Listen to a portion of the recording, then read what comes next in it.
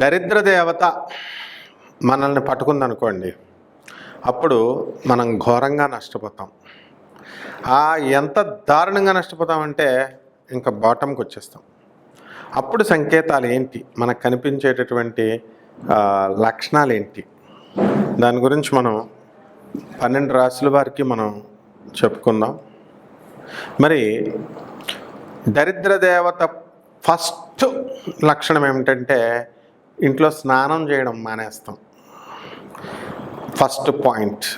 ఇంట్లో కనీసం వాళ్ళందరికీ కూడా బద్ధకంగా ఉండి, మరి స్నానాలు ఆడవాళ్ళు చూడండి 2ంటికి వంటలు చేసుకొని 2ంటికో 3 గంటలకో ఆ టైంలో చేస్తారు. చాలామంది పిల్లల్ని పికప్ చేసుకొని ముందు వెళ్తారు. అదొక లక్షణం. కొంతమంది ఏకంగా డైరెక్ట్ సాయంత్రమే, కొంతమంది మొత్తం స్నానం చేయకుండా వంటలు చేసి లాస్ట్లో చేస్తారు. ఇది ఫస్ట్ దరిద్ర లక్షణం. రెండోది, దరిద్ర దేవత కలహప్రియురాలు. ఎప్పుడు ఎవరు కూడా ఇంట్లో ప్రతి చిన్నదానికి కూడా దెబ్బలాడుకుంటూ ఉన్నాం అనుకోండి, అది దరిద్ర దేవతకి ఇన్విటేషన్ అనమాట, వెంటనే వచ్చేస్తుంది. కాబట్టి ఇంట్లో శాంతి లేకుండా ఉండడం, ప్రతి చిన్నదానికి కూడా కీచులాడుకోవడం, ఇది రెండో లక్షణం. మూడో లక్షణం, ప్రతిదానికి కూడా ఎడ్డమంటే తెడ్డమని పెద్దవాళ్ళని ఎదిరించడం. భార్య భర్తను ఎదిరించడం, భర్త ఏమో గురువుని ఎదిరించడం, ఇలాగ ఆర్డర్ ఆఫ్ సీక్వెన్స్లో ప్రతిదానికి రివర్స్ మాట్లాడటం. నెక్స్ట్ ఇక నాలుగోది మనకి గుడ్లగోప, అరుపు వినబడ్డం, ఏడుస్తూ వినబడ్డం. అర్జునుడు యుద్ధానికి వెళ్తుంటే కర్ణుడితో ఆ రోజు కర్ణుడు విజృంభించి మొత్తం అందరినీ చంపేస్తుంటే ఆ గుడ్లగోప ఏడుపు వినబడుతుంది. భీష్ముడు చేసినప్పుడు కూడా అన్నమాట, ఆ రోజే మొత్తం 4 అక్షణ్యాల సైన్యాన్ని చంపేస్తాడు. ఆ విధంగా గుడ్లగోప. తర్వాత గబ్బిలాలు ఇంట్లోకి వచ్చాడు. గబ్బిలాలు మన ఇంట్లో వస్తే కనుక బ్రహ్మాండంగా దరిద్ర దేవత పట్టుకుంటుంది. అండ్ నీట్నెస్ లేకుండా సంవత్సరాలు బూజు పట్టేసినా సరే మనము అలాగే ఉండడం. వంటగదిలో అంట్లు తోమకుండా ఉండడం, ఆ పైన ఏదన్నా సరే వస్తువులు బద్దకించకుండా డబ్బాల మీద దష్ట పట్టేసి ఉండడం, ఇవన్నీ కూడా దరిద్ర దేవత మనల్ని పట్టుకుని మనం భ్రష్టత్వం పొందేటటువంటి లక్షణాలు. ఆ తర్వాత మనకి దరిద్ర దేవతకి మనం జుట్టులు మనం తలదువ్వుకొని జుట్టులు దువ్వెనలోనే వదిలేస్తాం. ఆ యొక్క వెంట్రుకలు ఎక్కడ పడితే అక్కడ ఇంట్లో ఉండడం దరిద్ర దేవత చాలా ఇష్టం. గోల్డ్ పీకేసి మనం ఇంట్లోనే వేసుకోవడం, ఇది కూడా దరిద్ర దేవతకి చాలా ఇష్టం. తర్వాత మనము అపరిశుభ్రం అంటే శరీరమే కాదు, మన మనస్సులు, ఆలోచనలో వాడి ఇలా అయిపోవాలా, వాడికి అలా అయిపోవాలా అని చెప్పేసి మనము ఎంతసేపు నెగిటివ్, ఎడ్డమంటే తెడ్డం వేరు, నెగిటివ్ వేరు, అపశకునాలు పలకడం ప్రతి దానికి కూడా. ఇవన్నీ కూడా మనకి ఈ అపశకునాల వల్ల మనకి సర్వనాశనం అయిపోతాం. అలాగే తీతువు పిట్ట అరుపు కానీ, తీతువు పిట్ట ఇంట్లోకి వచ్చేయడం కానీ, ఇది కూడా మనకి అపశకునమే. ఆ తర్వాత కుక్కలు ఎలా అరుస్తాయి, ఊ అని అరుస్తాయి. అది కూడా కుక్కలు మామూలుగా అరిచేది ఒగురుస్తూ, తర్వాత దాన్ని ఏంటంటే ఎవరైనా చనిపోయే ముందు అరుస్తాయన్నమాట అలాగా. సో ఇవన్నీ కూడా దరిద్ర దేవత మనల్ని పట్టుకునే ముందు. ఆ తర్వాత తనను తాను పొగుడుకోవడం, ఇతరుల తప్పుల్ని ఏకరువు పెడుతూ ఉండడం, ఇవన్నీ కూడా దరిద్ర దేవత లక్షణాలు. మరి కాకులు మనకి ఇంటికి వస్తే చాలా శుభం. కాకులు గుంపులుగా వచ్చి మన తల మీద కొట్టిందనుకోండి, అది దరిద్ర దేవత మనకి పట్టుకుంటున్నట్లు త్వరలో.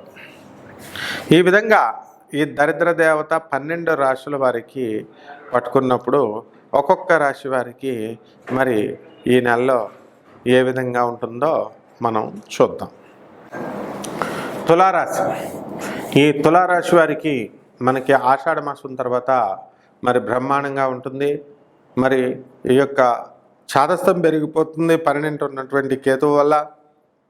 సినిమా రంగాల్లో మీ యొక్క అదృష్టాన్ని పరీక్షించుకోవడానికి మరి హైదరాబాదు, ముంబై వెళ్ళి ప్రయత్నాలు మీరు చేయడం అనేటటువంటిది జరుగుతుంది. ముఖ్యంగా స్త్రీలు మోడల్స్గా వ్యవహరించడానికి, నటించడానికి రెడీ అవ్వడం అనేటటువంటిది ఈ యొక్క శుక్రుని యొక్క గ్రహ ప్రభావం అన్నమాట. అలాగే ఈ యొక్క రవి శుక్రుల్ని ఎలాగైనా పట్టుకోవాలి అనేటటువంటి ధోరణితో గ్రహాలు ఎలాగైతే పనిచేస్తున్నాయో అలా మనకి మన శత్రువుల నుంచి మనం దూరం అవ్వడం అనేటటువంటిది చాలా అవసరం. లేకపోతే కొంతమంది మిత్రులు మీకు దూరం అవడానికి అవకాశాలు ఉంటాయి. కుటుంబంలో మరి అనేకమైనటువంటి సమస్యలు వచ్చినప్పుడు మీకు చికాకుగా అనిపించడం అనేటటువంటిది ఉంటుంది మరి ద్వాదశ కేతు వల్ల.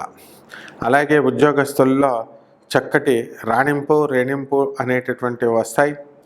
కాబట్టి జీతాలు, బత్యాలు అన్నీ కూడా పెరగడానికి అవకాశాలు ఉన్నాయి. టీఏలు, డిఏలు, అరియర్స్లు ఇవేమీ కూడా రావు. మరి ఈ విధంగా పండగ అనేటటువంటిది మనకి ఈ శ్రావణ మాసంలో, ఈ ఆషాఢ మాసంలో బోనాలు అనేటటువంటి మీరు సమర్పించడం అనేటటువంటివి జరుగుతాయి. విపరీతంగా ఈ యొక్క తులారాశి వాళ్ళు కష్టపడతారు. అయితే అప్పులు మేమిస్తామంటూ మరి ఆ జనమంతా కూడా మీ చుట్టూ మొగడం అనేటటువంటిది కొసమెరుపు. కాబట్టి ఈ యొక్క తులారాశి వాళ్ళ దగ్గరికి వచ్చేసరికి పొడిచేటటువంటి స్వభావం ఎక్కువగా ఉంటుంది. వెటకారాలు ఆడేటటువంటి స్వభావం ఎక్కువగా ఉంటుంది. అలా కనుక మీరు కనుక మీ భార్యలతో చేసినట్లయితే పర్మనెంట్గా మీ భార్యాభర్తలు విడిపోవడానికి అవకాశాలు ఉంటాయి. కాబట్టి ఈ కన్యారాశి వారి జీవితంలో ఒక కొత్త స్త్రీ పరిచయం అవుతుంది. ఆ స్త్రీ వలన మీరు, ఆవిడ సలహాల వలన మీరు ఎంతో ఉన్నత స్థాయికి వెళ్ళడానికి అవకాశాలు ఉంటాయి. కాబట్టి ఈ యొక్క కన్యారాశి వాళ్ళకి ఫోటోగ్రఫీలో బాగుంది, ఆ తర్వాత సినిమా ఇండస్ట్రీ బాగుంటుంది, టీవీ మీడియా బాగుంటుంది. కాబట్టి అన్నీ కూడా చూసిన మీదట మనకి ఈ యొక్క రాశి నిర్ణయాలను చేసి మన వాడికి డేట్ ఆఫ్ బర్త్ లేకపోయినప్పటికీ కూడా మరి యొక్క తులారాశి అనేటటువంటిది చెప్పడం అనేటటువంటిది జరుగుతుంది. కాబట్టి ఇల్లు లేనటువంటి వాళ్ళు ఇల్లు కొంటారు, స్థలాలు లేనటువంటి వాళ్ళు స్థలాలు కొంటారు. మరి అందరూ కూడా నూతనంగా వెళ్ళినటువంటి వాళ్ళు ఫారెన్ ట్రిప్స్ అని భార్యలు తీసుకెళ్ళిపోవడం అనేటటువంటిది జరుగుతుంది. రెమెడీస్, మరి ఈ యొక్క మీ జాతకం ఈ ఆషాఢ మాసం తర్వాత ఇంకా బాగుండాలి అంటే ఏం చేయాలి అంటే, పంచమహాకాళికలలో ఒకటైనటువంటి బగళాముఖి అమ్మవారి యొక్క హోమం చేసుకోండి. ఓం బగళాముఖ్యై నమః అనేటటువంటి మహామంత్రాన్ని జపించండి. మరి ఇది అసలే ఆషాఢ మాసం, బోనాలు పట్టుకెళ్ళండి. అక్కడ ఉన్నటువంటి మీ ఇళ్ళ దగ్గర ఉన్నటువంటి ఆంధ్రాలో కానీ మరి తెలంగాణలో కానీ ఏ అమ్మవారికైనా ప్రసాదం పట్టుకెళ్ళడమే బోనము. కుండ నెత్తి మీద పెట్టండి, అమ్మవారికి నైవేద్యాలు పట్టుకెళ్ళండి, అమ్మవారి గుడికి 108 ప్రదక్షిణాలు చేయండి. ఏ అమ్మవారైనా సరే ఈ యొక్క బోనాలని, మహానివేదనని మీరు అమ్మవారికి సమర్పించండి. అలాగే మీ ఇంట్లో బగళాముఖి అమ్మవారి యొక్క హోమం చేయించుకోవండి. తర్వాత జపము కంపల్సరీ, మీరు చిన్నమస్తాదేవి యొక్క జపము కనీసము రోజుకి 108 సార్లు, ఉదయము మళ్ళీ సాయంత్రము 108 సార్లు జపమాలతో చేసుకోండి. మీరు అనుకున్నవన్నీ కూడా సక్సెస్ అవుతారు. ఏ పనైనా సరే అపనిందలు పోతాయి మీ మీద. తర్వాత రావి చెట్టు చుట్టూ తిరగండి. రావి చెట్టు చుట్టూ నీళ్లు పోస్తూ మరి దానికి 21 సార్లు ప్రదక్షిణలు చేయండి. ఈ విధంగా చేయండి. అసాధ్యమైనటువంటి పనులు ఏవి ఉండవు.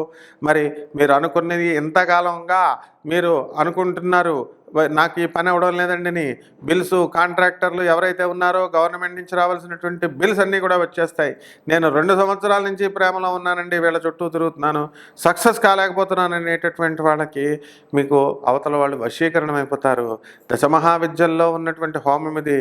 కుంకుమార్చనతో క్రీమ్ క్రీమ్ క్రీమ్ అంటూ మీరు అమ్మవారి యొక్క ఆ యొక్క యంత్రం పైన కానీ, అమ్మవారి యొక్క పాదపద్మాల దగ్గర కానీ, ఆ చిన్నమస్తాదేవి యొక్క పాదాల దగ్గర కుంకుమార్చన చేయండి.